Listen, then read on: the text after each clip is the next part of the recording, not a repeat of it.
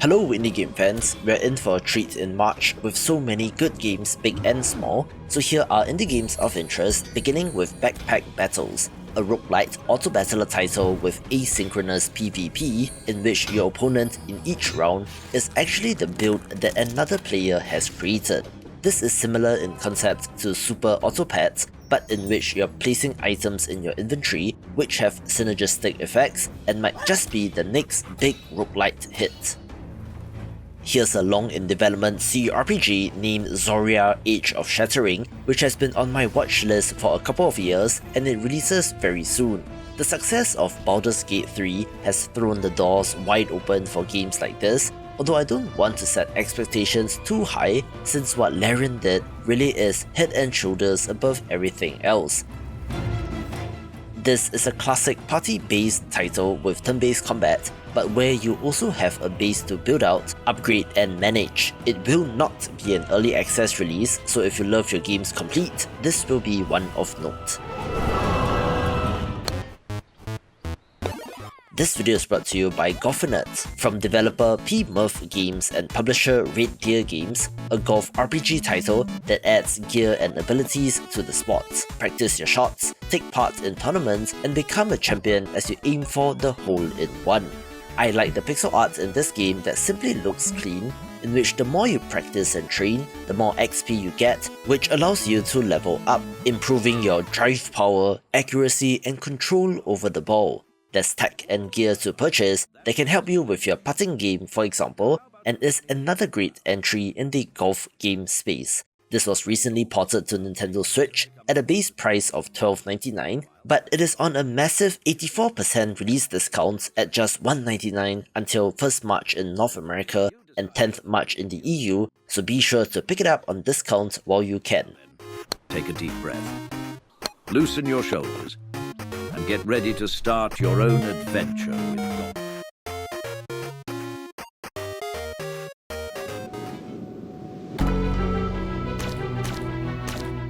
Another long-in-development title makes it to launch in Rebel Transmute, a pixel art Metroidvania that is essentially Metroid without the name, down to the sci-fi setting, a female protagonist, and even the suit that she wears. You're exploring a living planet in search of your long-lost mother, with a variety of weapons, upgrades, augments, and even spells to help along the way. Needless to say, the pixel art here is a highlight and looks fantastic, and one of the most interesting aspects stated on the store page is that there are 48 optional upgrades, which I assume are not critical to completing the game, but does give you options in combat and exploration, so the replayability in this might be more than meets the eye.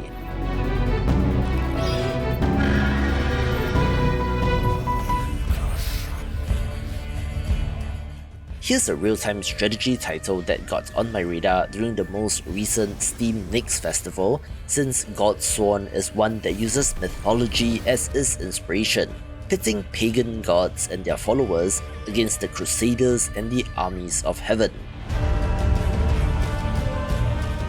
This is a classic RTS through and through and has base building aspects as compared to the more streamlined modern iterations, and does look like a throwback in concept, but with modern visuals and polish. It does remind me of Age of Mythology, since your very human units will fight alongside mythological creatures, and also adds in Warcraft 3 in having hero characters as well. I do have a soft spot for this genre, having grown up in the heyday of these games from Command & Conquer, Warcraft, Starcraft, and Age of Empires, so I'll be interested in seeing how this does, since the genre did go away for a good reason and it's difficult to get a foothold.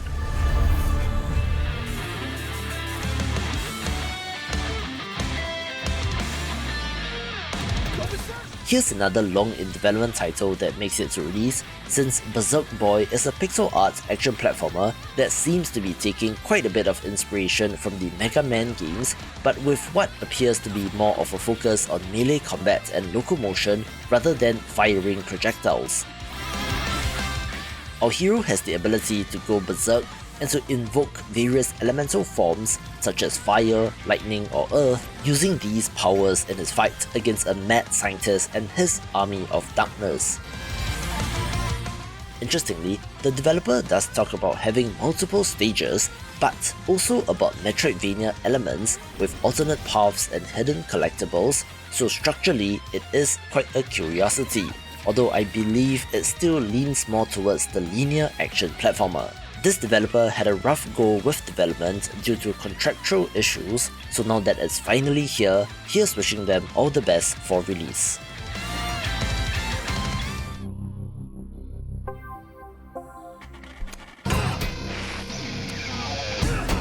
One of the most unique games that I chanced upon is Raw Metal, a stealth action brawler in a sci-fi world in which you are delving into a mining facility run by a corrupt mega corporation. It alternates between stealth sections with a top-down camera to a third-person brawler when you engage in combat. You have a variety of tools and gadgets to remain undetected in the former, such as noisemakers, flashbangs, laser darts and more, and while in combat, at least from trailer footage, our hero appears to be unarmed, using punches and kicks instead of weapons, and has a sick art style as well. Stay out. You can't stop.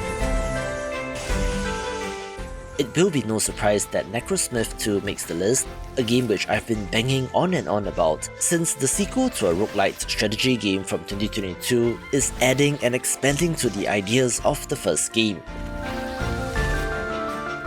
You play as a necromancer who can create undead minions from the body parts collected from fallen enemies, using these creatures to conquer the world.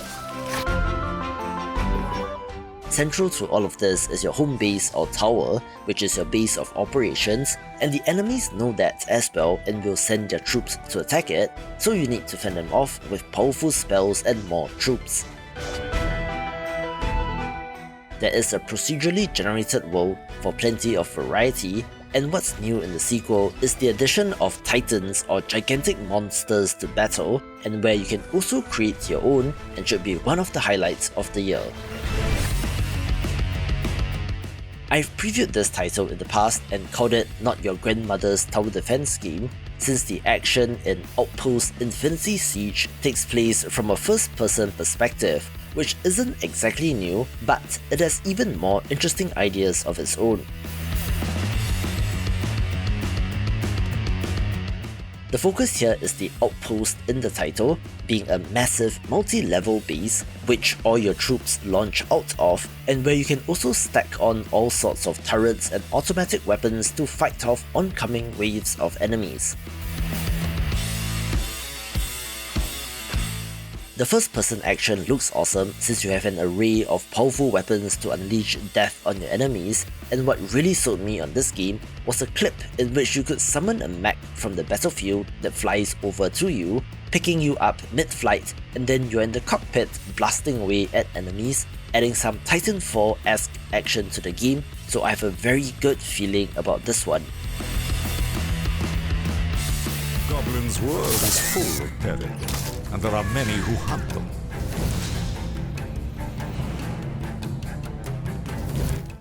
I'm also very excited to share this next title since Goblin Stone has you playing as the stereotypical weak enemies that you don't think twice about killing in an RPG, but reverses roles since the goblins have been hunted to near extinction by powerful adventurers and monsters and have to find a way to rebuild their lair. Goblins may be small, but in battle they are not without merit. Yes, that means XCOM-like base building, but that is combined with Darkest Dungeon-style turn-based combat, with a procedurally generated world and run-based combat for the party. The goblins summon their courage and attack. However, it does have 9 story chapters, so it's not your typical run-based roguelite, and from everything that I have seen, should be an excellent game. We just got a release date confirmation for Pepper Grinder a few days ago, in which this Devolver Digital published title sure looks awesome, in which our protagonist wields a drill that allows her to move through dirt like a fish through water. Our heroine is shipwrecked and has her treasure stolen, so she gives chase, fighting her way through the world, but there's something much more sinister lurking in the shadows. The fluid drilling and locomotion is the highlight, being an alternative way of platforming if you will, so let's see how it is, and if you love games like this, watch this video for 34 more upcoming titles.